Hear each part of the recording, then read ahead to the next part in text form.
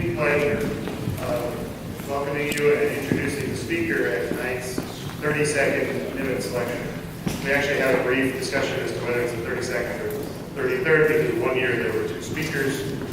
But I'll set the pedantry aside and point out that this year we have Dr. Kennedy visiting us to give the lecture in honor of Cleve Nimitz. He is a teacher and a scholar of great distinction. He combines those two with work ranging from Pulitzer Prize-winning books to scholarship that spans the areas that we at Berkeley call American Studies. American Studies combines history, economics, political science, and others to view in an interdisciplinary way the world that we live in. This diverse views, I think, is going to be very interesting to us tonight. And in fact, he embodies the ability to bring knowledge in a diverse way because, I haven't mentioned this yet, he teaches at Stanford. So he is going to show us that you can find deep truths no matter where you come from. Welcome, Dr. Kennedy.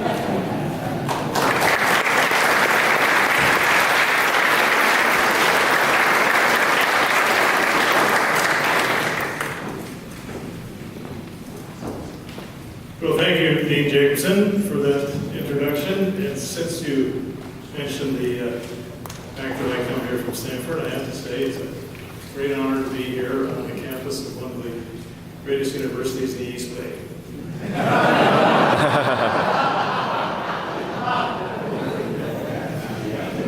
I want to thank Captain Koyama as well and the other members of the ROTC staff for inviting me here to give this Nimitz lecture this evening. And I also want to give a salute, if that's the appropriate term, to all the midshipmen and cadets who are here and wish you Godspeed in your military career and beyond. So my subject this evening is the all-volunteer force, which so many of you are about to enter and lead. And I want to talk about the genesis of the all-volunteer force some 40-odd years ago, its present-day character and status, and some of its prospects going forward. And I want to make one distinction clear here at the outset, that I speak from a premise of great admiration and gratitude to those of you who are in uniform for the service you give our country. My subject really isn't you this evening as individuals, but the institutional structure, the architecture of the armed forces that you are about to join or of which you're already a part. And I want to talk about the structure of our armed forces on three dimensions. First, what I'm going to call the dimension of social equity or fairness, pursuing the question of who serves from amongst us. Second dimension is what I'll call the national security strategy dimension, and that in particular the matter of political accountability, that the force, the nature, composition of the force shapes, the way it shapes the national security decision-making context, and what are the implications of that for the accountability of decisions made in that context. And thirdly, time permitting, the third dimension of the force that I want to discuss with you this evening is the fiscal and demographic sustainability of the force model that we have. So equity, accountability, and sustainability are the three pillars of this presentation this evening. So, the all-volunteer force was born on July 1st, 1973. The last person was drafted in the conscript army or force that had existed since 1940 on June 30th, 1972. He's gone down in the history books under the sobriquet of the last man. His name was Dwight Elliott Stone. As it happens, he hailed from Sacramento, California, not far from here. When he was drafted, he was a 24-year-old plumber's assistant. The United States Army made him an electronics technician. And when he was discharged on November 14, 1974, interviewed by his local newspaper about how it felt to be the last man drafted and now the era of the all-volunteer force, he said, and I quote, "All I wanted to do was to put in my time and get out," which I suppose captures something essential about the psychology of many people in that conscript force, and it's among the reasons why the transition to the all-volunteer force was made. So, if the all-volunteer force of the AVF was born on July 1st, 1973, by I can extend this biological metaphor just a bit. It was conceived on October 17th, 1968. Just weeks before the presidential election in November of 1968, then Republican presidential candidate Richard Nixon went on the radio on a CBS radio network hookup, in the course of which address that he gave just on the eve of the election, he called the conscript or military draft, quote, an infringement on liberty. And he promised, if elected, to put an end to it. And when he was elected, he appointed a man by the name of Thomas Gates, no relation to later Secretary of Defense Robert Gates. Thomas Gates had been Secretary of Defense in the Eisenhower administration. And Nixon appointed Thomas Gates to head a commission to take on the proposition of how do we make the transition to an all-volunteer force. So in this moment of gestation and birth of the all-volunteer force, we actually see the convergence of a number of different historical developments. One is captured in that reference that Nixon made to infringement on liberty, when he announced his intention to do away with the conscript force. He was there reflecting what we might call the economic or social philosophy of a group of advisors that were very close to him and influential, headed not least of all by the great free market economist Milton Friedman and his acolyte and my longtime Stanford colleague, Martin Anderson, who was Nixon's principal domestic policy advisor and a very influential figure in the Nixon administration. And they believed, quite simply, that on libertarian grounds, the draft was a violation of some of the most sacred principles of voluntarism and individual choice that are embedded in our national culture. And on philosophical grounds alone, the conscript force was challenging. So there's this background of an economic and social philosophy represented by Friedman and Anderson. There's also quite clearly, as I think it doesn't need elaboration given the circumstances of Nixon's speech in October 17, 1968, there was quite a shrewdly calculated, opportunistic political logic to Nixon's proposal. Those of us who were alive in 1968 remember the status of campuses like this one, which were erupting all over the country to protest against the Vietnam War. And the channel through which much of that protest was activated and actually worked was through the protests against the draft, regular demonstrations at the Oakland Induction Center, just down the road from here. And clearly, Nixon had probably in the front of his mind that this promise to end the draft was one, maybe the principal way that he could dampen down campus protest against the Vietnam War and clear the field for him to take some other approach to bringing that conflict to a conclusion. So in addition to the urgings of people of a certain economic and social philosophy like Friedman and Anderson, there was this political calculus of a way to pacify college campuses, a point that was made with particular strength in the councils of the Nixon administration by a person who was then a congressman from Illinois by the name of Donald Rumsfeld. And those two streams, you might say, which converged, philosophy and political opportunity in 1968, were soon joined by yet a third stream of historical development in the technological field, where people became quite concerned, that's not exactly the right word, became quite zealous about seeking military applications of revolutions in information and navigational technologies that were being developed principally in Silicon Valley, just down the road and across the bay. And here the principal proponents were people like Albert Bolstetter, a well-known theorist of modern warfare, nuclear warfare in particular, who taught for years at the RAND, worked at the RAND Corporation at the University of Chicago, where probably his best-known student was Paul Wolfowitz. And along with Bolstetter was a really colorful and somewhat mysterious character by the name of Andrew Marshall, who for many, many years, and well into the advanced age, headed something called the Pentagon Office of Net Assessment. Marshall took great notice of Bolstetter's work, in particular the way that Bolstetter dwelled on the implications of improving accuracy in all weapon systems as opposed to simply increasing their explosive or damaging power, that accuracy was a force multiplier of rather considerable proportions, and Andrew Marshall took that up.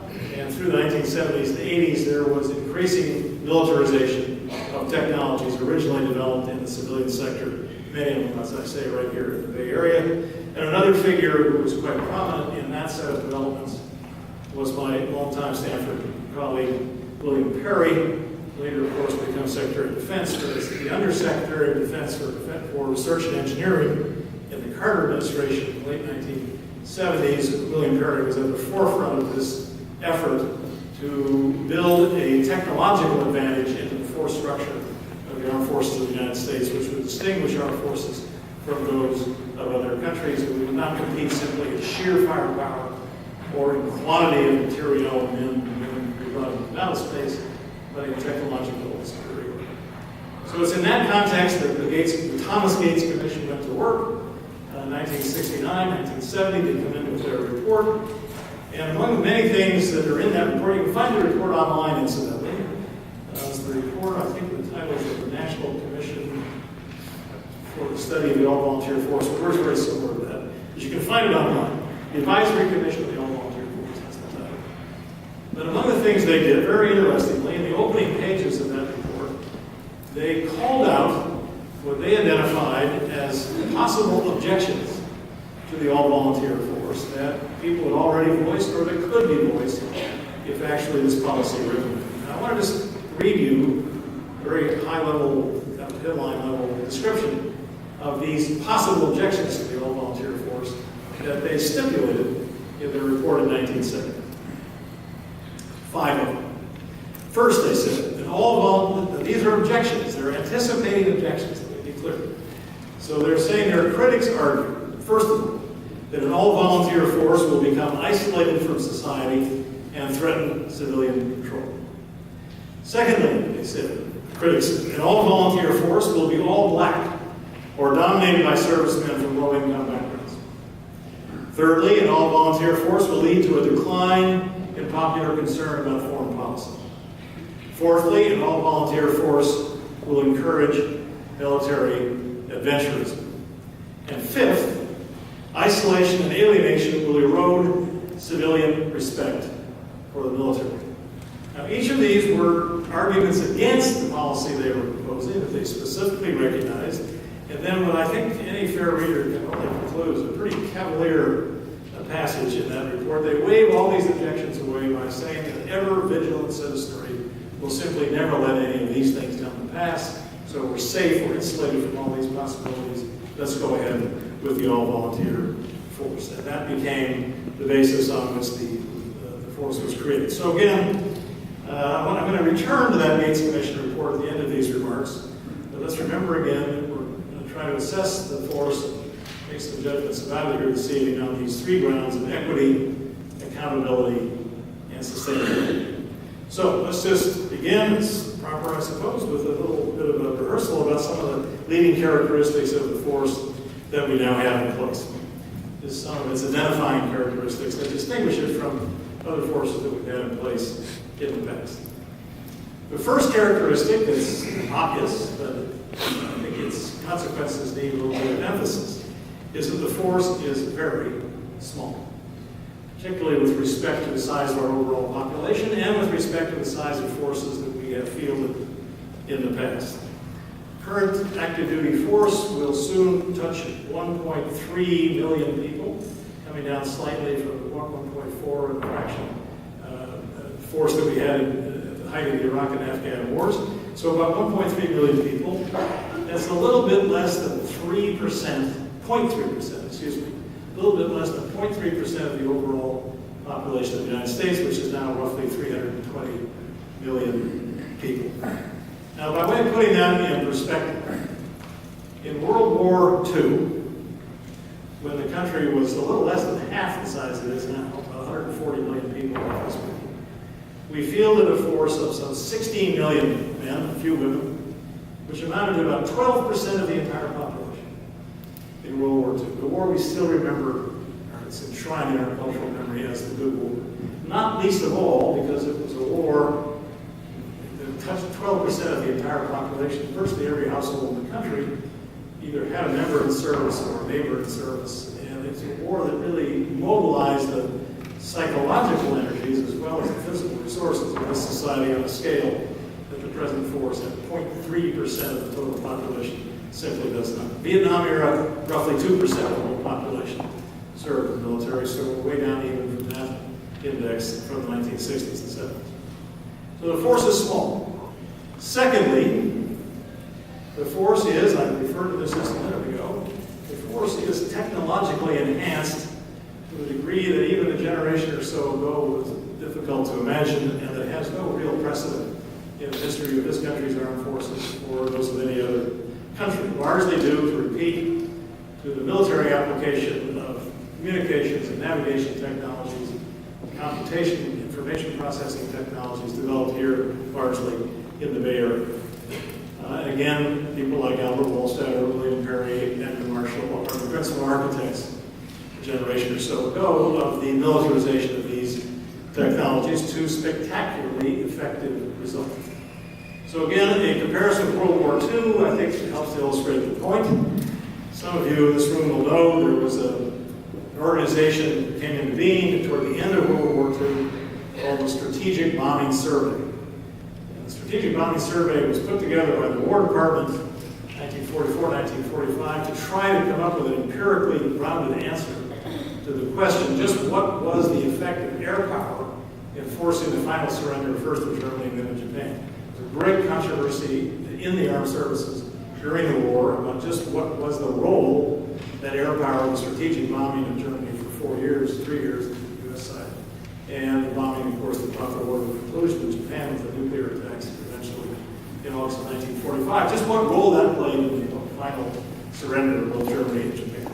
Now, to make a long and complicated story short, they did not come up with conclusive answers, which is why that debate went on for generations thereafter, and still in some ways goes on today about whether we need boots on the ground and we can accomplish the entire mission from the air with remote weapon systems.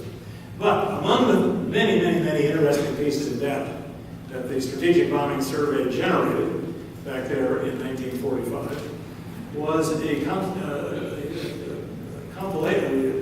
calculation of just how many airstrikes, how much tonnage of bombs it took, on average, to destroy a single target.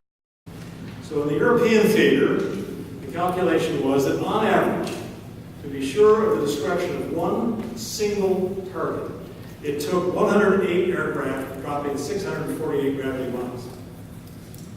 108 aircraft dropping 648 bombs per individual target to be sure of destruction.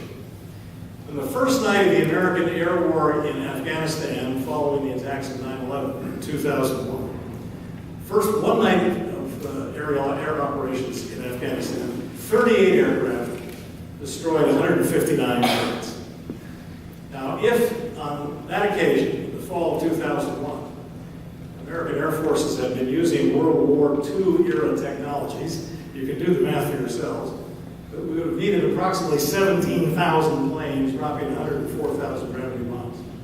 So it's just one index of how technology enormously in our lifetime has enhanced the firepower and fighting effectiveness of the individual soldier, sailor, airman, or marine.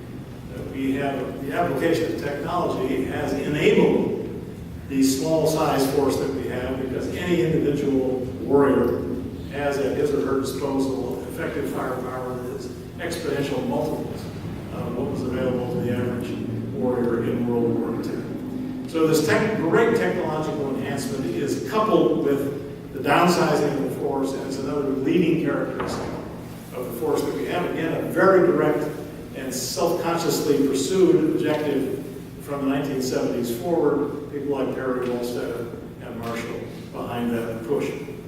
Third characteristic of the force that we have today, and this often comes as a bit of a surprise or a piece of information that's a little difficult to assimilate in my experience, but the force is also, relatively speaking, very inexpensive.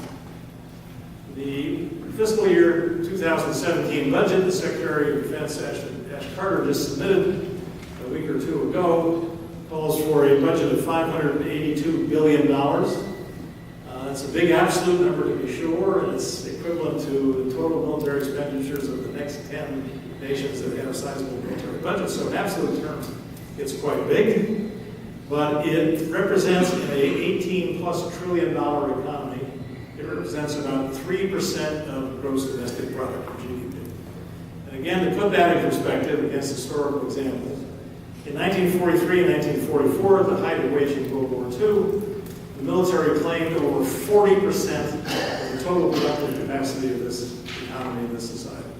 Through the long Cold War era, some 4 decades, typically the Defense Department budget ran in the 8 to 12% of GDP range. It's now down in the 3% range, and it's why, as an economy, we can wage very effective and sophisticated warfare without straining the domestic economy at all, or having to really reallocate resources from the civilian and military sector, as in most wars for the last 2 centuries or so, governments like ours have been compelled to do. Fourth and final leading characteristic of the force we're talking about is obviously the one that's the first word in the general descriptor of the force. The second word is an all-volunteer force. And precisely because it's an all-volunteer force, it is not representative of the population as a whole. I'm going to draw here on some data that come from a Pew Research Center survey called War and Sacrifice in the Post-9/11 Era. You can find that online. It was published in 2011. So the data are that much old. I don't think they'd be materially different. But the Pew people compared 2 cohorts of 18 to 44-year-olds. Those are the bracket dates for people serving by and large in the military, especially in the enlisted ranks. And the 2 cohorts were the 18 to 44-year-old cohort in service in the military, and the 18 to 44-year-old cohort in the able-bodied, employable sector of the civilian economy. Okay? So these are the 2 comparison units, and here are some of the highlights of their findings. In the civilian labor force sector, 18 to 44-year-old able-bodied and employable people, that's composed, African Americans compose 12% of that cohort. In the military, they compose 19% of the same cohort. So African Americans are rather measurably overrepresented, at least in the enlisted ranks, of the American Armed Forces. Hispanics are 17% of the 18 to 44-year-old labor force civilian cohort, representing against a development relatively new in the last decade or 2. The Hispanics are now the largest minority group, outnumbering African Americans, especially under the age of 50 in our society. But in the military, they're only 12% of the same cohort. So Hispanics, somewhat surprisingly, are rather measurably underrepresented in the military service.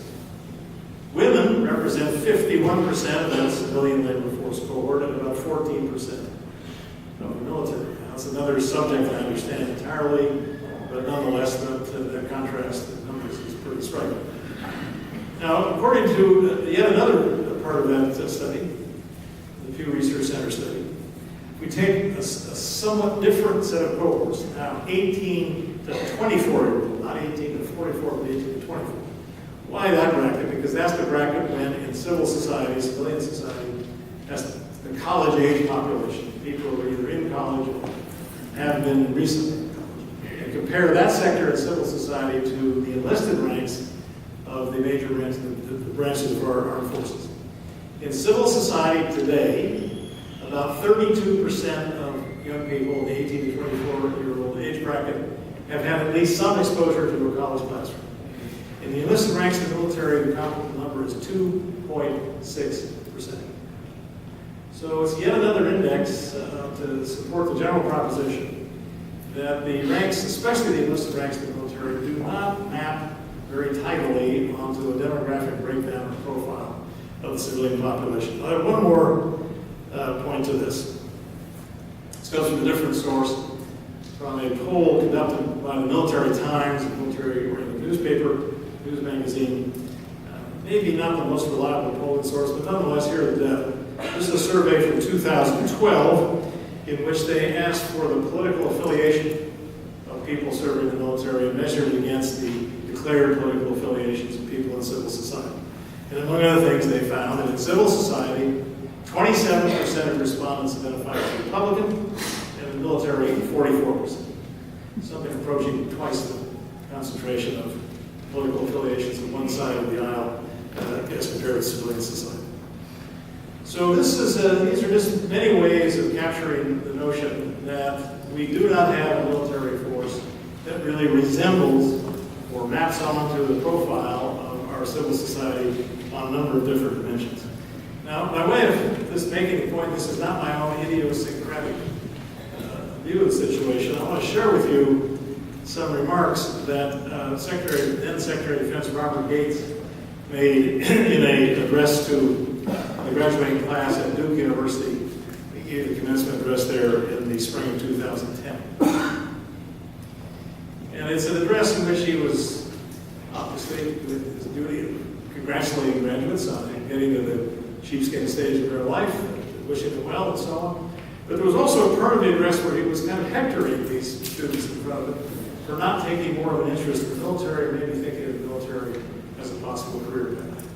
So he gave them some data about who was actually volunteering, as he saw from the vantage point of the Secretary of Defense. He said the following.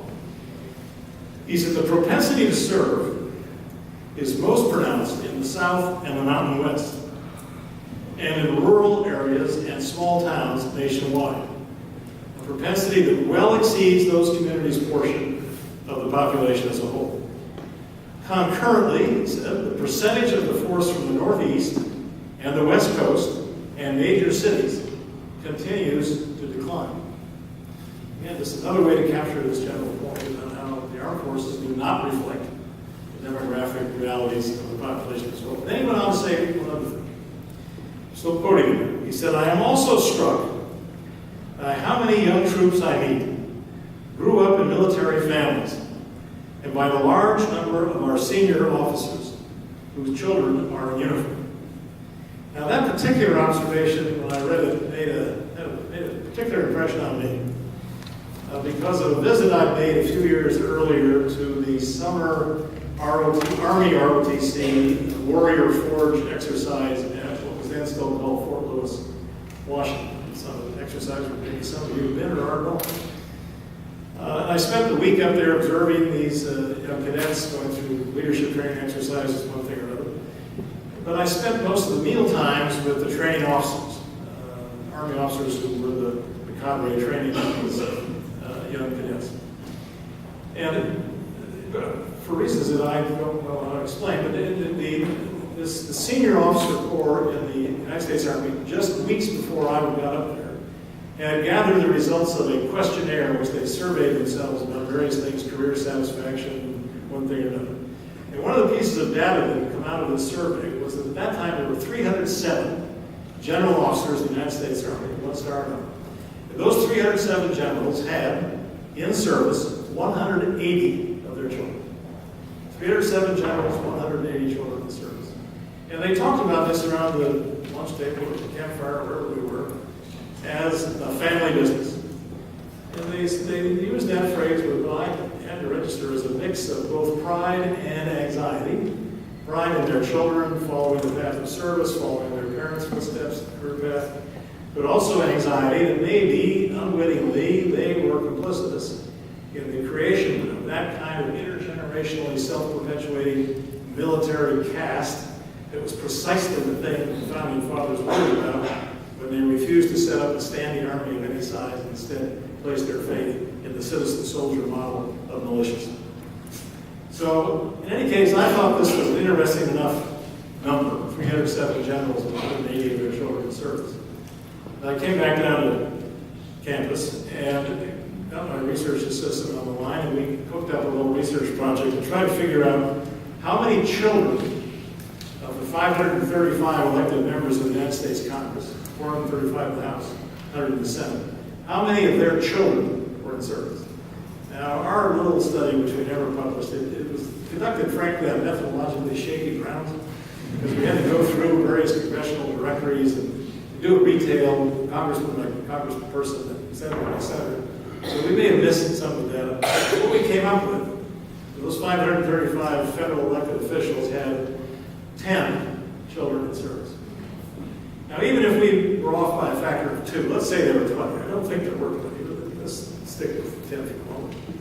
The difference between 307 generals and 180 of their children in service and 535 members of Congress with 10 of their children in service tells us something about the distance between the military and civilian sectors, especially the decision-making political class, in the civilian sector that must deal from the least privileged, least advantaged sectors of our society with the weakest political voice. So I think this is a serious proposition that we have outsourced some of our most dangerous business to some of the least privileged members of our society and our fellow citizens, and to adopt the title of a recent book by a retired Army two-star on this matter. As a society, we have very little skin in the game when it comes to the deployment of our armed forces.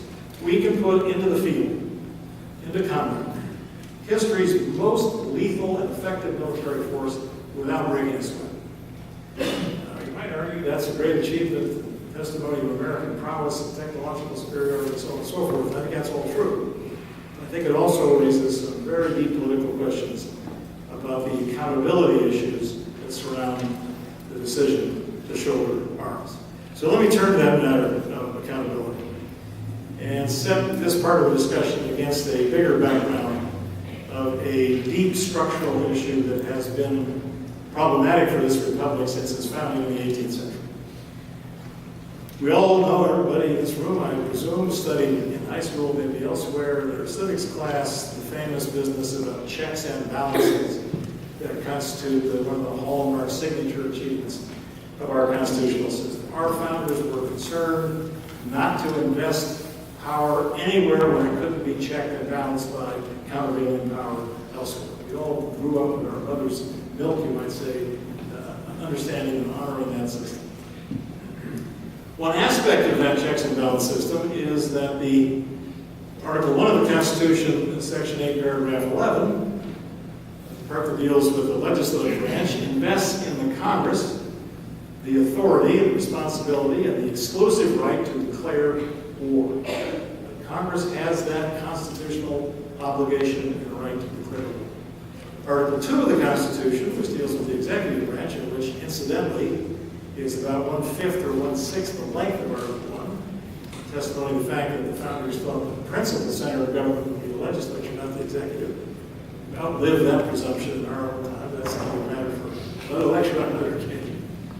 But in Article 2 of the Constitution, of course, we all know the president is designated as the commander-in-chief. So Congress has the responsibility of declaring war, but the president is the commander-in-chief, one of many such divisions of responsibility and accountability in our political system.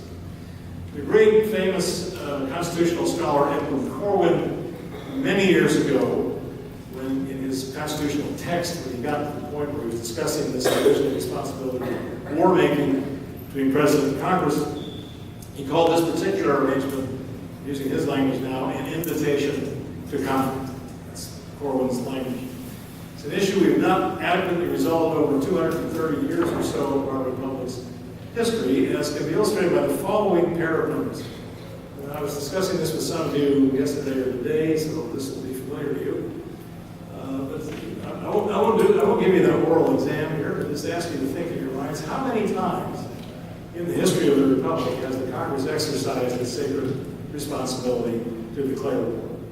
The answer is 5.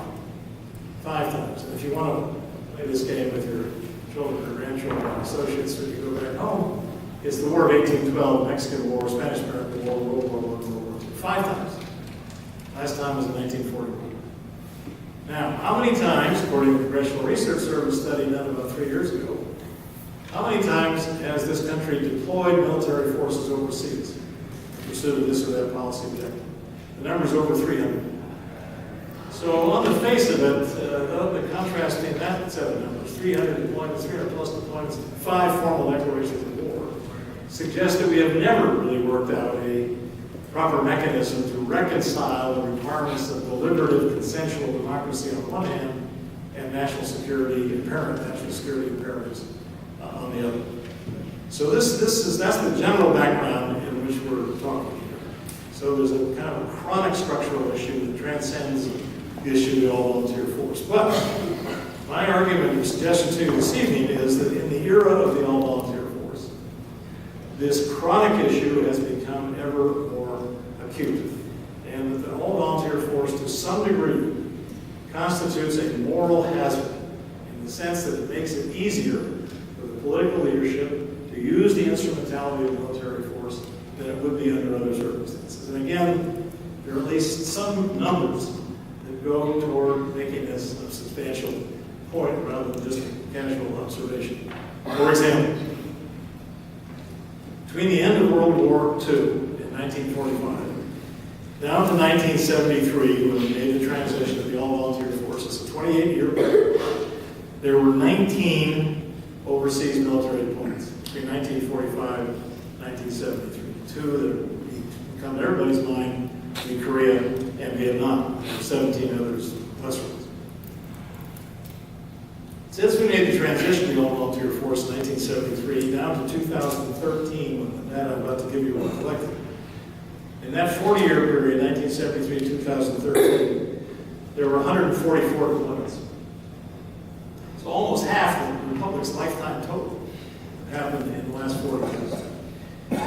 If you annualize the rate of deployment and compare the two eras, 1945 to 1973 and 1973 to 2013, the rate of deployment in the era of the all-volunteer force goes up by a factor of 5, which is a non-trivial escalation of the use of military force as a preferred policy instrument. Now, as we were discussing, some of us yesterday or the day before, or today or yesterday, there are other reasons why there's been an acceleration in deployments in the last 40 years that have to do with factors other than just the existence of the all-volunteer force. But I submit to you that the structure, composition, nature of the force we have has in fact created a moral hazard that goes some of the way, maybe not 100% of the way, but some of the way to explain why the rate of deployment has gone up by a factor of 5 in the last 4 decades. And since this is a friendly, responsible group here, I'll share with you an anecdote. Again, as I said to some of you yesterday, anecdote singular data. So this piece of evidence should be taken at face value for the anecdote that it is.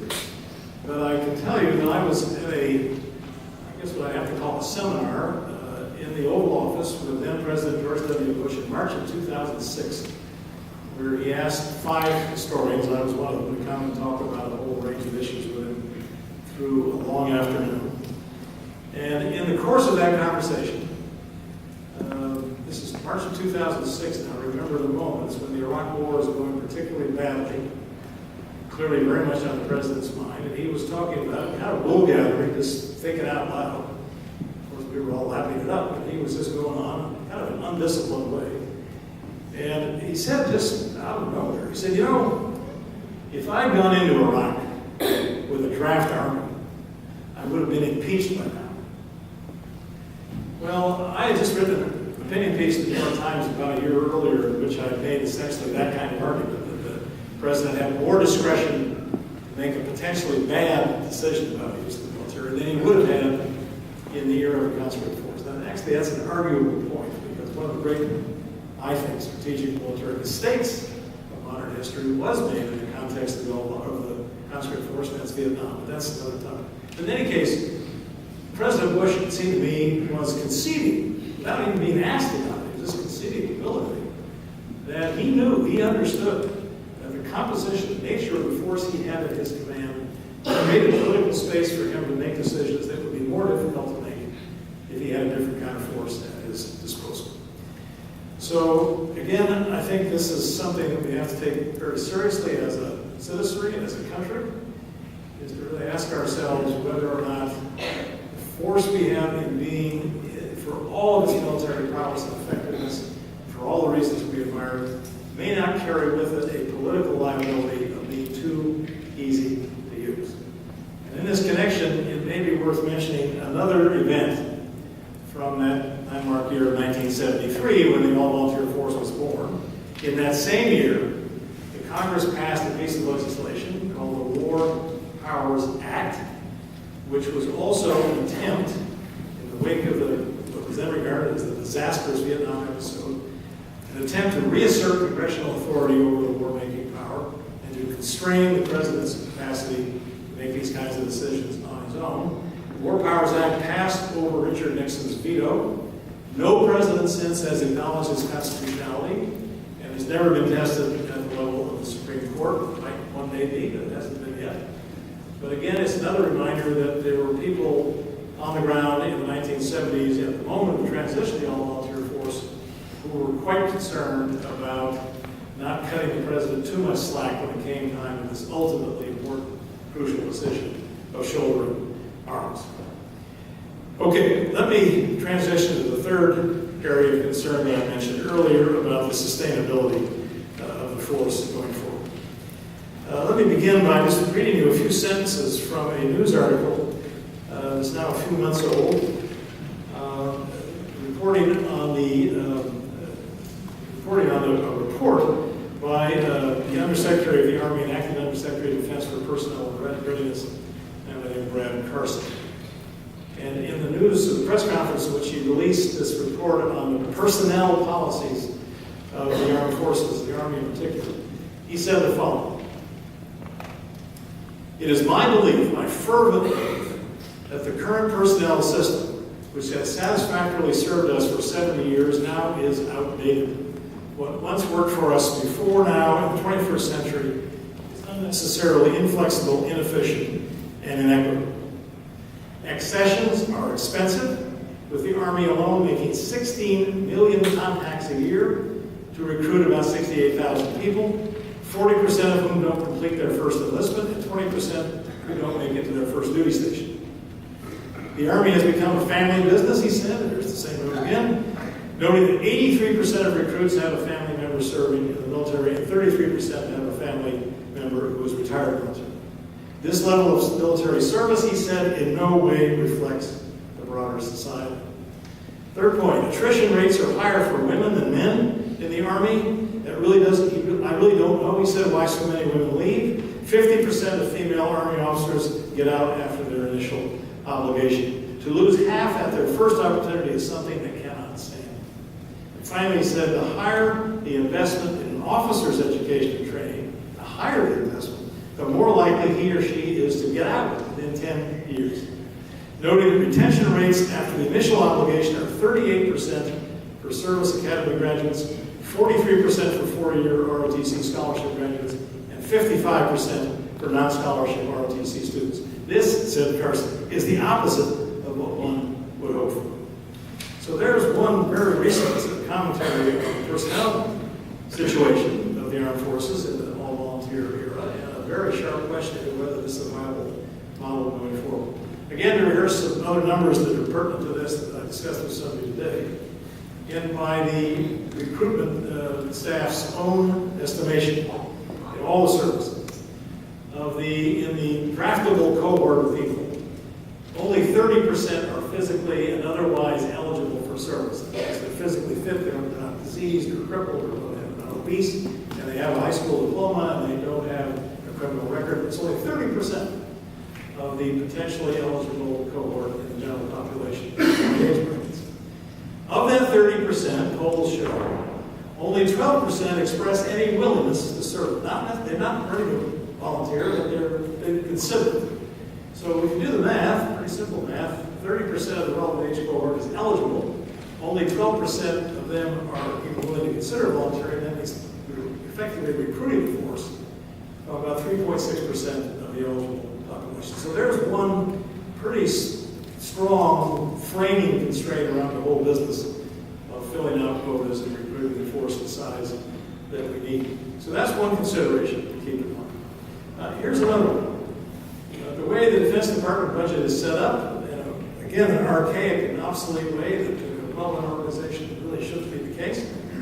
Many things in any other comparably sized organization would be done on a pool basis where personnel would contribute to retirement plans or health benefit plans on a basis that would fund their obligations going forward. Little or nothing of that happens in the military.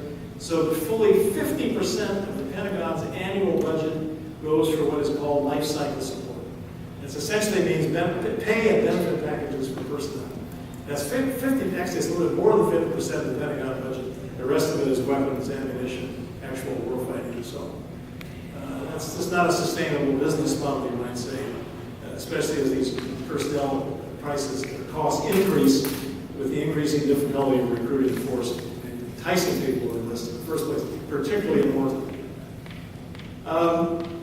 Particularly in wartime, as I mentioned that, I'll just mention mentioned parenthetically that at the height of the Iraq War, 2006-2007, the Army alone was one service. In each of those years, paid about $600 million in signing bonuses just to entice people to enlist. And about 15% of those enlistees were on waivers, that is, they either were not high school graduates or they had some criminal record that did not fill the minimum stipulated criteria for eligibility to service. So for obvious reasons, in wartime, it's harder to get people to volunteer, it seems, than it is in peacetime. So if we contemplate using the force in another protracted war, we have to think about the fiscal burden of these kinds of costs. Now, there's another level of cost that is really kind of sad to contemplate, but again, I want to call it to your attention. And it has to do with the conditions of modern combat and what those conditions do to the personnel that we're talking about here in the active force. And I'll just make 2 points. There's I'm not sure if he's still serving, he was an Assistant Secretary of Defense, political science man named Colin Cole, who in a seminar at Stanford just before he took up his position at the Pentagon gave us some data about battlefield medicine. And the bottom line conclusion was that if we had in place in Iraq, this is field of study, the same battlefield medicine techniques, procedures, and so on protocols that we had in Vietnam, which is not all that long ago, if we had those same procedures in place, the death toll would have been over 25,000. In fact, it's roughly speaking 5,000. Now, you might say, well, that's great. You save 20,000 lives that would have been lost if we had other battlefield medicine techniques. On the other hand, the obvious implication of that is we brought people back into civilian society with lifetime consequences of traumatic injury, not least of all traumatic brain injury thanks to IEDs. And we're now beginning as a society to recognize the scale and severity of this problem. So in that connection, let me just share with you an email I received yesterday from a retired two-star Army general named Nimitz Lectureship, who is heading up a group composed mostly of retired officers, military officers, a few academics, to try to open up a national conversation about the all-volunteer force. I've never met General Lectureship. I've talked to him on the phone, corresponded, but I've never met him face-to-face. But yesterday I had this email from him, and I'd just like to share it. This is General Lectureship, retired, speaking. He said, yesterday I attended the funeral in western Pennsylvania of a family member who was an Iraq war vet who lost his battle with PTSD, post-traumatic stress disorder. He was 28 years old and committed suicide. He is the second of my family members who was a veteran and committed suicide in the past year. The statistic of 22 suicides per day amongst Iraq and Afghan veterans does not capture the grief, frustration, and bewilderment of a family that much too early lays to rest one of their own. Policies that support the all-volunteer force, enable the all-volunteer force to do its job, such as repeat deployments, limited dwell time, prescription psychotropic drugs, and stop-loss orders, may not directly cause these individual tragedies, but it's difficult to believe that they aren't major contributors. The 16 April 2010 testimony of General Eric Shinseki, Secretary of the Veterans Affairs Administration and former Army Chief of Staff, summarizes the effects of our current policies. General Shinseki was seriously wounded in Vietnam. He said that he was troubled by two images of American service members. The first was an image of new recruits who, he said, quote, outperformed all of our expectations. Great youngsters, close quote. The second image is that of veterans who make up, quote, a disproportionate share of the nation's homeless, jobless, mental health problems, depressed, and we have to figure out why. If we don't address the problems created by the AVF, we will do the next generation of veterans and their families what we have done to this one. So it's another dimension of this issue that I think we need to address. All right, let me go back, as I promised to threat that I would, to the Gates Commission report in 1970 and its anticipated problems that it said we're not going to develop these problems with the transition to the all-volunteer. You've heard this before. Hope you haven't forgotten. It was only a few minutes ago, but for your benefit, I'll read it again. These are the things that the Gates Commission thought could be problematic about the force, but it said without. First, an all-volunteer force will become isolated from society and threaten civilian control. Second, an all-volunteer force will be all black or dominated by servicemen from low-income backgrounds. 3, an all-volunteer force will lead to a decline in popular concern about foreign policy. 4th, an all-volunteer force will encourage military adventurism. And 5th, isolation and alienation will erode civilian respect for the military. Now, I'll just submit for your consideration of those 5 anticipated and dismissed objections to the all-volunteer force, 4 of them have, in some degree or another, actually come to pass. If we have created a system that does, in fact, I think, facilitate military adventurism, we have a force that is dominated, not dominated, certainly just doesn't fully faithfully represent the profile of civilian society as a whole, demographically speaking. It's a service that has become increasingly isolated from civilian society, and it has led to, in some degree, a neo-isolationism and detachment from foreign policy issues in the public and the electorate at large.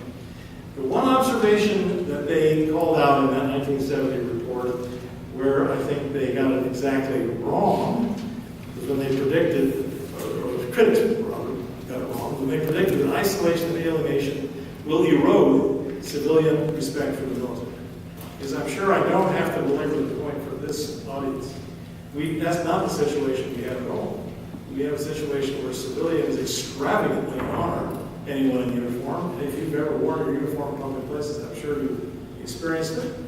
The people buy you a beer or lunch or dinner, or come up to you in the airport or whatever, thank you for your service.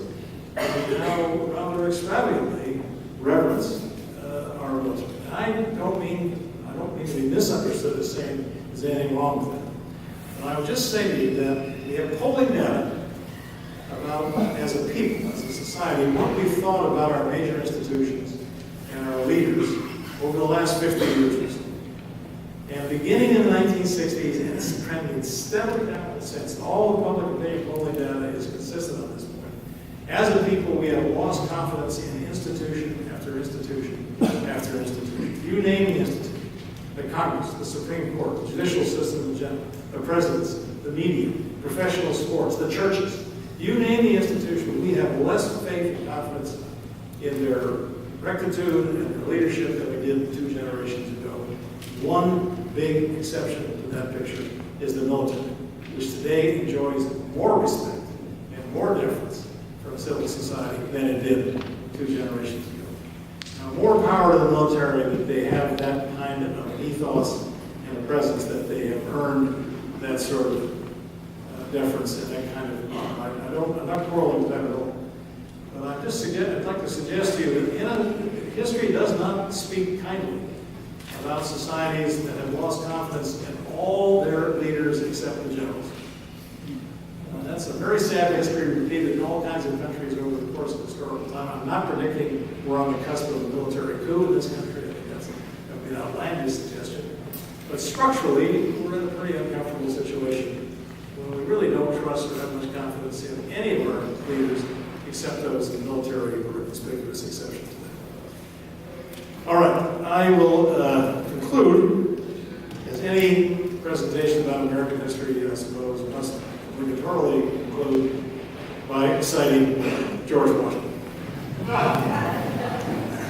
who said in 1783, just a decade before he signed the Uniform Militia Act, which gave us the basic structure of the military system for over a century and a half. In 1783, he said the following. He said, "It may be laid down as a primary position and the basis of our system that every citizen who enjoys the protection of a free government owes not only a proportion of his property, but even of his personal service to the defense of it." Now, that is not the system we have today. And if it's a primary position and the basis of our system, we've long since abandoned that, with implications for social equity, for political accountability, and for the demographic and fiscal sustainability of the force. So I'll conclude there, and I do believe we have some time, am I correct, for some questions and comments. So thank you very much.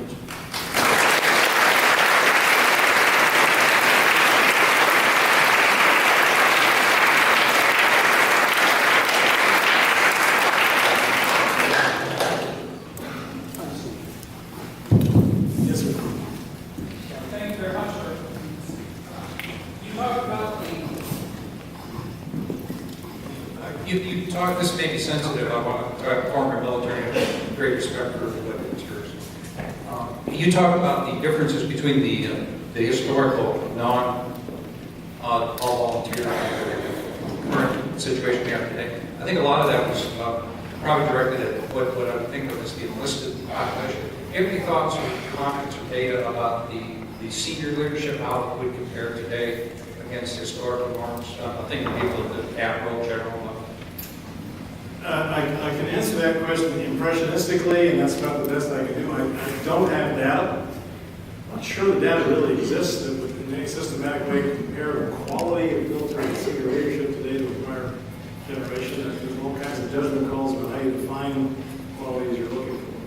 But I will say that in the last decade or so, when I've been involved with this subject matter, researching these kinds of questions and meeting military people, so I've been consistently impressed with the character, the quality, the intelligence, the incisiveness, the creativity of the senior military officers that I met in all branches of service. So that's just impressionistic. I really don't have anything to compare it to. I never knew the prior generation. But I think we are very, as a people, we're very well served by the quality of leadership that we have. Although, having said that, I'll have one footnote. This is only marginally pertinent to your question, but it just popped into my head. So I gave some lectures on this general subject, including some historical reflections on American grand strategy in World War II, 3 or 4 years ago at the Army War College in Carlisle, Barracks, Pennsylvania. And the officer who picked me up at the airport brought me in, briefed me on the way to Carlisle Barracks about what is the nature of the institution, what's the Army War College all about, what they're trying to accomplish.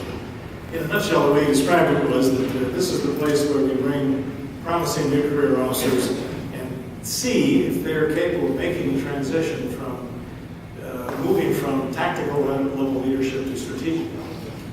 And he said, you'd be surprised how many very capable people can't easily make that transition to thinking at the strategic level, which is the definition of senior leadership. In fact, the word strategy comes from the ancient Greek word stratego, which means gentleman.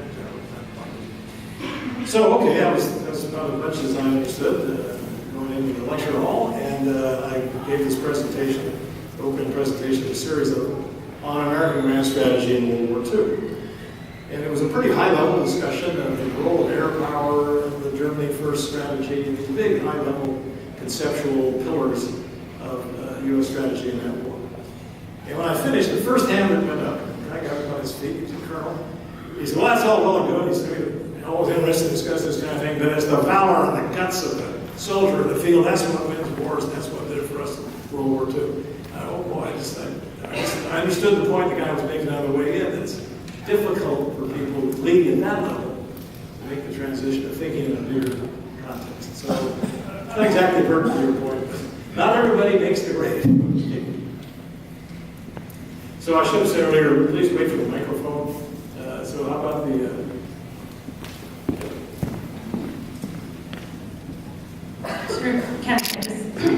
U.S. Army Reserves.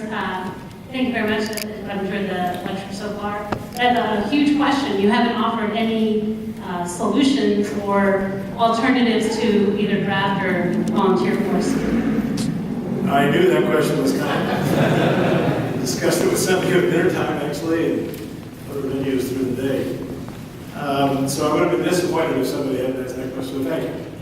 And it's the logical thing to ask. If this is the problem, and here are its many aspects, how can we really get a grip on it and do better?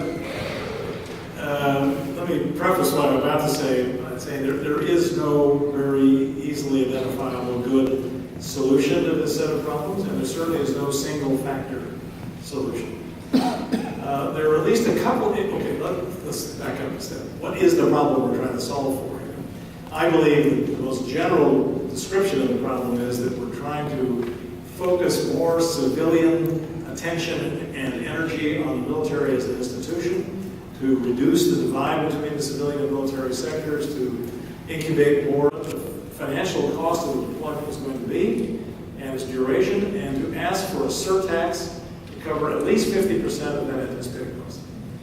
This would have the effect of getting the attention of the public at large, that they now will have skin in the game. They're going to see it in their tax bill, and they better pay attention to the wisdom and legitimacy of this decision if it's being contemplated. So that would be one device, I think, that would compel people to take a greater interest than they now do in these decisions.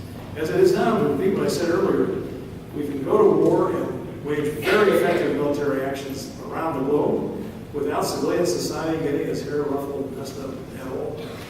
So this would be one way to engage civilian attention. The second matter, which you could argue whether it be easier or more difficult, this gets a little wonky and difficult to explain, so you have to indulge me for a minute. Some of you will be familiar with the concept of the total force doctrine. How many of you know what I'm talking about when I use that language? Some of you, I've been using it with some of you in the classroom the last couple of days, but okay. It's total force doctrine is capital T, capital F, capital D. It's the formal name of a design principle, a specification for the architecture of the armed forces. And it's usually, its godfather or principal architect is usually thought to be Creighton Abrams, who was a World War II veteran, Vietnam veteran, last Army Chief of Staff under Richard Nixon, who was very deeply involved in the transition of the all-military forces.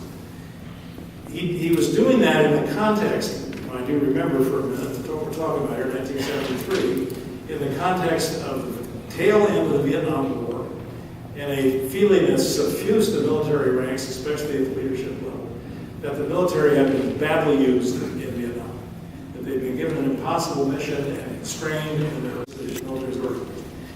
And to make a long story short, what it involves is redefining what's traditionally defined as a strategic reserve, that is a force component that's held out of or on the edge of the battle space until a certain moment comes when its injection can turn the tide of battle, and redefine the reserves not as a strategic reserve, but as an operational reserve, which must be called up from the inception of the deployment in strength and is integral to the efficient operation of the active duty original strike force. Okay? So what does this mean politically? What's the logic of this? It means that if you're the President of the United States and you're contemplating asking Congress for the authorization to use military force, or you're contemplating using military force on any scale for any anticipated duration of time, considerable duration of time, you know in the total force doctrine context that you cannot put this force in the field without immediately summoning the reserves at large scale and thereby disrupting lots of civilian communities, because the reserves tend to be people much more embedded in their lives and life cycle than the typical frontline soldier, sailor, or airman in the active duty force. There are people with jobs and families and community affiliations, and bringing them out of those connections and putting them in the field is disruptive to civilian communities. So it's another way of securing the attention or compelling the attention of civilian communities when the use of force is being contemplated. And its quite well understood political purpose was to raise the threshold for the commander-in-chief to demonstrate the real legitimacy of the action being contemplated, because it was going to involve the disruption of lots of civilian communities if you're going to do it. There were people at the time, Rumsfeld was one of them, or others, who condemned the total force doctrine as an extra-constitutional. There's at least one ongoing military policy study group out there that my colleague William Perry belongs to. I can't quite remember the exact name, but it's something like the National War Powers Study Commission. That's not quite right, but it's close. And one of their principal suggestions is the restoration of the total force doctrine. And they couch it in terms of retrieving the citizen soldier ethos that characterized our military for a century and a half, to some latter half of the 20th century. So that would be a second step that one might take.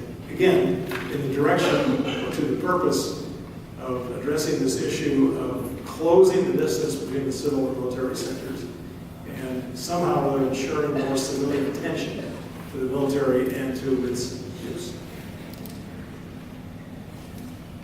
How about this gentleman right here? Please move to the mic. David, if we bring it closer to this room right here, This is ROTC land. Do you see the ROTC as perhaps being one of the most significant mitigating factors in dealing with some of these isolation and the citizen soldier? Because there are a lot of us in the room that feel it is. I do indeed, and I should have mentioned that any comprehensive address to this problem, ways that we might make things better, I think more robust and just simply more ROTC programs would be a part of this parcel basket of possible solutions. And just on a personal note, just tell you that Stanford, in this landmark year of 1973, War Powers Act, Volunteer Force, that same year, Stanford expelled all three service ROTC programs from the Stanford campus. And they were gone for 40 years. We brought them back 3 years ago, 2013. Well, that's not quite right. In 2013, we voted to invite the service as a petition to our faculty senate to abandon the 40-year program of not having an ROTC. So when we started that process of drafting a letter and submitting it and so on, we had 12 ROTC cadets on the Stanford campus. When I was a Stanford undergraduate, now it's a different era, it was Cold War, it was the early 60s, we had over 700 ROTC cadets. Different era entirely, but we had 12. Okay, so we're an academic institution, everybody here going to get this. What do? We appointed a committee to study the matter, and a year later, the committee came in, recommended to the faculty senate that in fact the Perry Kennedy proposal be implemented, and we voted on it, got a good majority in our faculty senate, and we opened the doors, welcomed the services back. Today we have 10 students on our campus, and the Army and Air Force have expressed zero, not to say negative interest in coming back to Stanford, not least of all because of the cost of running the program at Stanford for a small number of students. Navy's been a little more cooperative, but we do not have a robust program. It's my own personal belief, and I'm just speaking personally here, I don't want to be understood any other way, that institutions like Stanford and Berkeley and other institutions that have some standing in our culture still, I think, ought to have positive programs where they encourage students to take an interest in ROTC and give preference to admission to students who are committed to a military career. That's just my personal view. Stanford, frankly, could fit financially, could do that in a heartbeat. That would not be difficult. We don't have the political will to do it. Looking to see, is anybody over here? Yes, wait for the mic, please.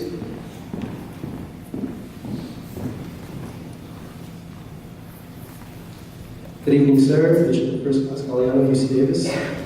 Sir, military has become a force, as you put it, too easy to use. You have presidential candidates that are promoting carpet bombings and taking out people in other nations. And have we lowered the bar for the use of military force that what constitutes its use, or has the world just become a kind of place where we need it and it's kind of justified? I admire the frankness and the candor of your question, and I'm going to try to do you the service of being equally frank and candid and responsible. Let's both of us recognize that this is a politically and otherwise very contentious matter. What is the proper balance between responsibility, restraint, accountability on the one hand, and nimbleness, agility, flexibility on the other? It's an equation that probably never will find equilibrium. But my own view is that in recent years, well, let me back up. Let's say between 2001 and 2009, what we're talking about, I think we erred in the direction of too much discretion and flexibility invested in the hands of the Commander-in-Chief, and we made some, I think, pretty consequential mistakes. Whether, as some candidates out there on the campaign trail now seem to believe, in the last 7 years we've gone too far in the other direction, exercised too much restraint. You and I aren't going to solve that issue here tonight. My own personal view is that I think the Obama administration has come closer to finding a proper equilibrium than the Bush administration did. But there is no fixed point in this. It's not the stable center of the universe that we could all stand back and admire. It's always a question that has to be debated pretty thoroughly. But I do think that, again, because of the structure of the force, just because of its very architecture and composition, it does present itself as a force that's too easy to use. I think zone of one last question, maybe? How about the...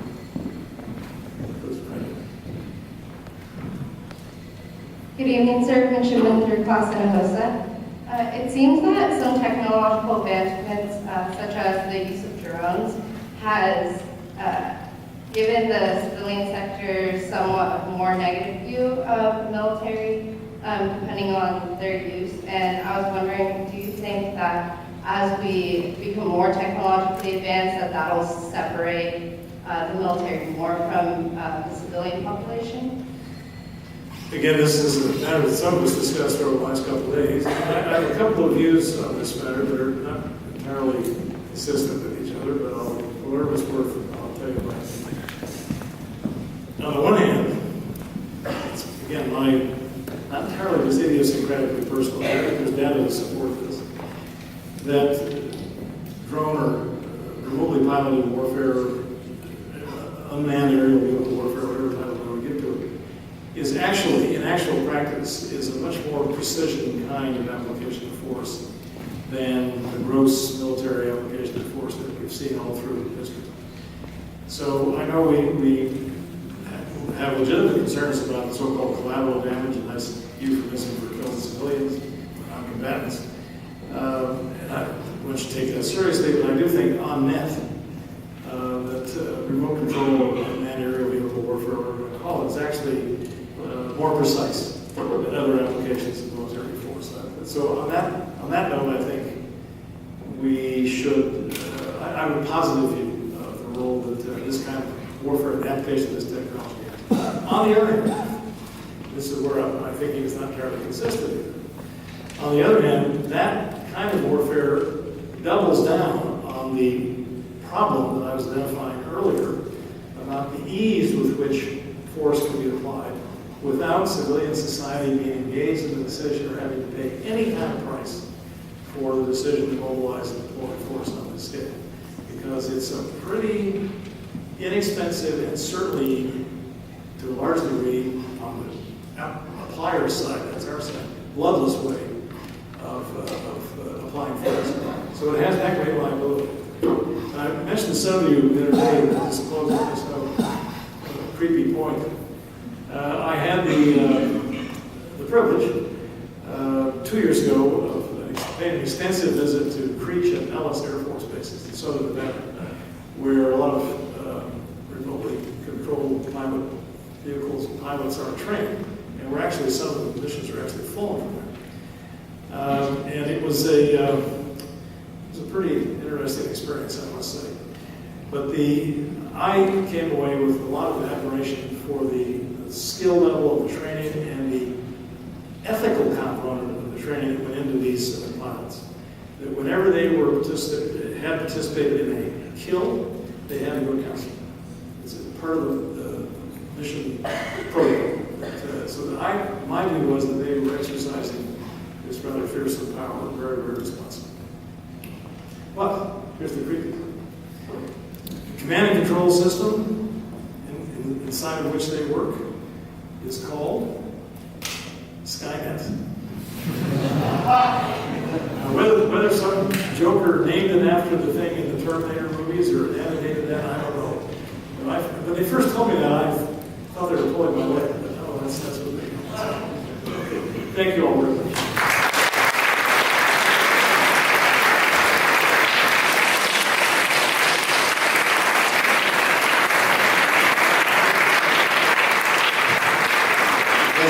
That's the end of the lecture tonight, but I think you can probably hijack the doctor in the back. We're having some refreshments back there. Just before we end, well, I'd like to say thanks to all the staff, because we work on this and plan this all year long. It's kind of our big dance, if you will, with the Berkeley administration. Especially Lieutenant Ferris here has done all the planning and a little bit of driving as well. We have a real small token of our appreciation for you coming, and Ferris will hand you that now. Just a little while. Thank you. Thank you.